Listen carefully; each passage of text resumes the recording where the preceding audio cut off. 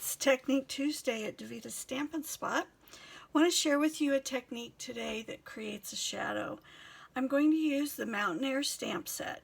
Now I know this stamp set was designed to create shadows already, because if you pull your stamp and put it on your block where you can feel all the bumps, it's going to create this top mountain. You could turn it over like this, and when you do that, you're going to get this shadow image. So you'll see that almost all of the all of them are able to create a shadow for you. But I learned a technique a long time ago that creates a shadow a different way. So I'm going to share that with you today. So I'm going to take my mountain range. I love this stamp. I'm so excited it carried over from the catalog so that we could use it again for another year. So I'm going to stamp my mountains in the middle of my cardstock. This piece of cardstock is 4 inches by 5 1/4. Now I will cut it down after I'm done, but this gives me some variance, so if there's one side I'm not real happy with, I can cut that side off. So now I've taken a piece of window sheet. Doesn't matter what size it is, just as long as it is big enough for your stamped image. Notice I did not re-ink it because I want a light shadow of my mountains. So now I'm going to line this up. This is your reverse image this way, so that your mountain, it looks like it's a reflection of the mountains. Taking my finger, rubbing across it, because this is how you're going to transfer your ink onto the cardstock. So now I have my shadow. I'll wipe that off because I'm going to use my plastic again. Alright, now, so I've got my shadow there. I wanted to add a sun, and in the stamp set you can use the sun like this, so it's a moon up in the sky, or you can do a shadow. So for this part I wanted the shadow because it's down close at the edge of the mountain. So what I did is I took a post-it note and I stamped my mountains on the post-it note and then trimmed off the excess. Now you'll notice I'm putting my post-it note down just a little bit from the stamped image, and the reason you do that is because otherwise you will get a little white ridge when you stamp, and you don't want that white ridge there. So now I'm going to take my curry stamp, or curry ink on the stamp, and stamp it like that to get my sun.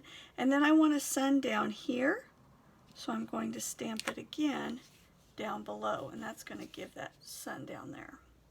Okay, now what I'm going to do is use my sponge daubers. I think I've mentioned several times sponge daubers are my friends. I just really enjoy using them for so many different things. So now what I want to do is I want to gently come in here, and I'm going to make this like it's water. I want to make it look like I've taken a picture of the mountains with the sun in the background, and it's creating a reflection down on the water. So I'm using Seaside Spray for my water, and you can do it any darkness that you want.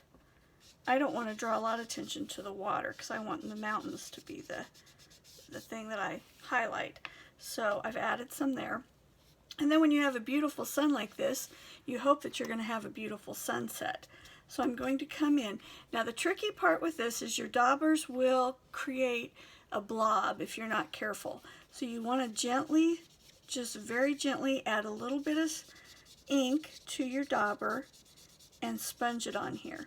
If you get very much ink, you're going to get big daubs. And I practiced a little bit earlier, and you can see how my daubs showed up here. So you don't want that. So I've put very, very little ink on here and rubbed it on scratch paper to make it so it's a very fine amount of and I didn't do quite enough on my pink, it looks like.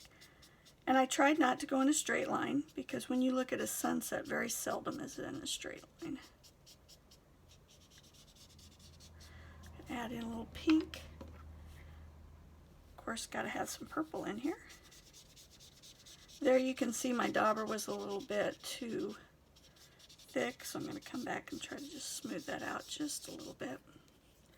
And I'm going to add some balmy blue at the top.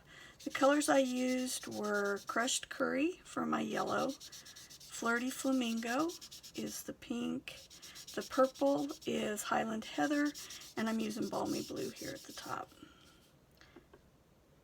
And then I'm going to come back with just a little bit of the blue sun here at the bottom.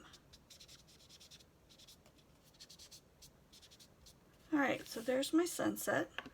Now I wanted it to look real as best I could. So this is my blender pen. You get 3 in a package and they last a long time. So I'm imagining the sun's creating the shadow down on this, so my shadows are going to be on this side of the mountains. So I'm going to color this in with, and it's just pulling the ink off of the stamped image. I did not pull anything off of an ink pad. This is all just from the stamped image. So I'm trying to make it look just like shadows on this side.